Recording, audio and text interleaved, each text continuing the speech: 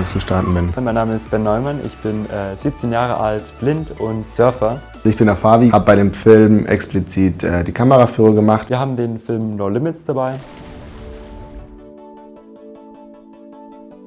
Das ist als Studentenprojekt sozusagen an der Hochschule gestartet worden. Wir sind zu vier Studierende, und da haben wir uns gemeinsam zusammengetan, wurden auf Ben aufmerksam, der in Eisbachwelle surft, und waren total fasziniert und wollten dann über ihn, über seine Persönlichkeit, über seinen Werdegang und seine Zukunft, seine Ziele, ja, einfach einen Film machen, weil wir ihn super spannend fanden und super sympathisch.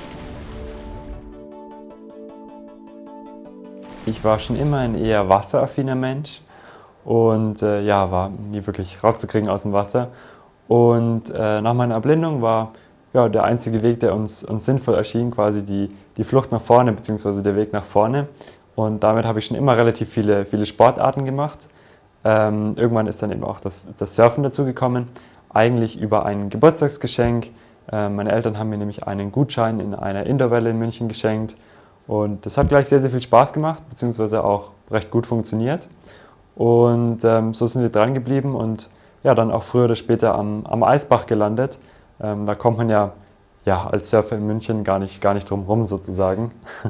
Und so hat sich das dann entwickelt. Ja, ist tatsächlich so, dass das Surfen auf der stehenden Welle und am Meer relativ unterschiedlich ist. Es hat natürlich schon einen Verwandten, es gibt aber auch viele Unterschiede und man muss da technisch auch ganz anders rangehen. Und damit gibt es, wie gesagt, bei beiden Arten des Surfens Herausforderungen, aber es macht auch beides unglaublich viel Spaß.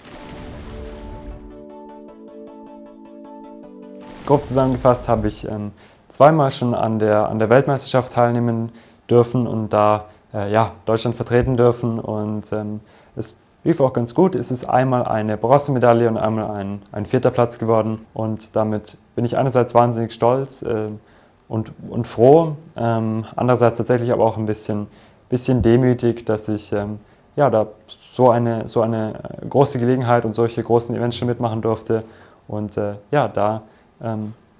Deutschland vertreten durfte.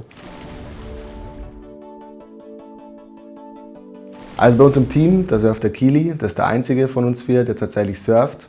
Und auf den Eisbach sind wir einfach darauf aufmerksam geworden, weil wir alle aus München kommen. Da kennt man natürlich den Eisbach, da ist man unterwegs. Beim Bekannten sind wir dann auf Ben aufmerksam geworden. Der hat uns einfach den Hinweis gegeben, dass der Ben da auch super surft und in der Community vor Ort an der Eisbachwelle auch schon super angekommen ist.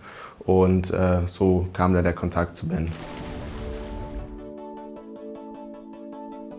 Ja, stimmt tatsächlich. Ich bin immer mit einem Coach, in den meisten Fällen mit meinem Papa verbunden, per Funk.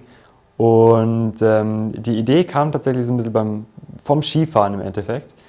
Ich fahre auch sehr, sehr viel Ski im Winter und bin da eben auch immer mit einem Coach verbunden, und so haben wir das dann aufs Surfen übertragen. Wir surfen tatsächlich auch öfter ohne Funk, weil es bei den meisten Wettbewerben Pflicht ist, dass man eben ohne Funk surft, weil der Funk da als Hilfsmittel gilt. Auf der anderen Seite ist der Funk natürlich auch ein sinnvolles Hilfsmittel, um einfach auch die Sicherheit zu erhöhen. Das Funksystem, was wir jetzt nutzen, kommt eigentlich so generell aus diesem Big Wave Surf Bereich. Da sind die Big Wave Surfer quasi mit ihren Jetski-Fahrern verbunden, beziehungsweise verschiedene Rettungsteams, verschiedene Wasserwachten und so weiter nutzen das auch. In der Zusammenarbeit mit Ben ist uns vor allem aufgefallen, dass wir unsere Art und Weise, wie wir das Surfen wahrnehmen, verändert haben. Also wir haben versucht, natürlich Bens Wahrnehmung darzustellen, wenn er dann auf der Welle steht und sie fühlt und was ist da einfach mit ihm passiert. Und so ist es quasi entstanden, dass wir uns überlegt haben, das Ganze in 2 Parts aufzuteilen, ihn erstmal in dieser Schwarz-Weiß-Welt eher objektiv, also als Außenperspektive auf ihn als Person einzuführen und ihn da dem Publikum vorzustellen, und dann in einem zweiten Part in dieser Farbwelt, dieses fast schon blau schimmernde, da dann so ein bisschen in die vermeintliche Welt von Ben einzutauchen. Das war so durch die Gespräche, was unserer Meinung nach am nähersten an die Empfindungen von Ben, während er surft, rankommt. Und da haben wir dann so diese sehr nahen Einstellungen, wo es eigentlich dann mehr um dieses Fühlen, Board, Wasser, Fuß geht und das Ganze mit dieser Ästhetik, dieser blaue Film-Look, der auch einfach aus dieser Surf-Welt-Szene kommt. Wenn man sich da durch Magazine blättert, erlebt man oft so diese krassen Farbfilter auf diesen Fotos und Filmen. Ja, ein Film ist natürlich grundsätzlich schon auf den visuellen Sinn ausgelegt. Auf der anderen Seite jetzt gerade bei unserem Film No Limits kann man tatsächlich auch schon sehr viele Empfindungen bzw. Emotionen über das Gehör ansteuern und damit auch erleben, wenn man den Film sieht. Und das ist auch eine Sache, die mir persönlich sehr, sehr gut gefällt an dem Film. Und gerade natürlich jetzt nochmal in einer großen Location, wie das dann heute Abend der Fall ist, kann man natürlich nochmal viel, viel mehr mit den anderen Sinnen wie dem Gehör und generell der ganzen Atmosphäre erfassen. Sehr, sehr beeindruckend, den Film dann auch in so einer schönen und großen Location zu sehen. Und bin ich auch tatsächlich sehr, sehr stolz, aber auch sehr dankbar. Und da würde ich mich gleich auch nochmal ganz herzlich bei dir beziehungsweise natürlich auch den anderen dreien bedanken, dass ihr da so einen coolen Film auf die Beine gestellt habt.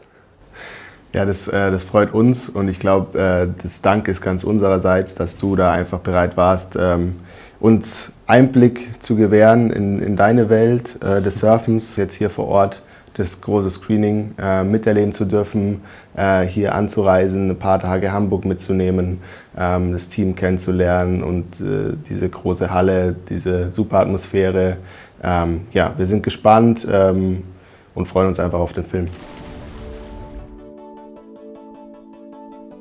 Einfach mit Hilfe des Medium Films auf Themen aufmerksam zu machen, wo man vielleicht jetzt nicht so einfach einen Zugang erhält und das einfach eine wunderschöne Form ist, sich das dann im Kino oder daheim auf der Couch anzuschauen. Da will ich einfach weiter dran arbeiten, Leuten das erlebbar und erfahrbar zu machen und da Zugänge in andere Lebenswelten zu ermöglichen.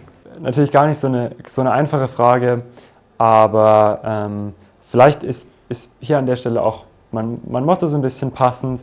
Das ist tatsächlich so, dass Grenzen, wie wir sie haben, größtenteils in unseren Köpfen entstehen und damit auch in unseren Köpfen wieder abgebaut werden kann. Es ist mehr möglich, als man denkt und deswegen sollte man einfach viel ausprobieren und offen sein und dann funktioniert auch alles einigermaßen.